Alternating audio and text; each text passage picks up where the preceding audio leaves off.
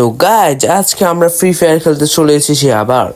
আর আজকে আমাদের সাথে খেলতে চলেছে পৃথিবীর মানচিত্র থেকে বের করে খুঁজে আনা শুয়োরের বাচ্চা, মানে হচ্ছে আমার বন্ধু।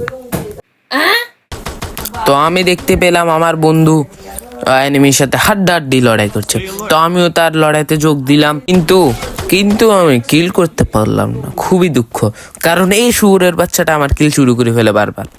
তারপর আমার বন্ধু হিট লিস্ট নিল, আর আমরা আমাদের ল্যাম্বরগিনি করে হিট লিস্টে আলা মানুষকে মারতে যাচ্ছি।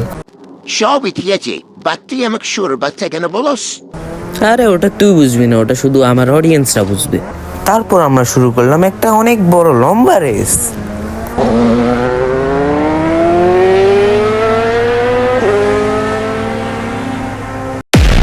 তারপর আবার আমাদের হাড্ডাহাড্ডি লড়াই শুরু হয়ে গেল।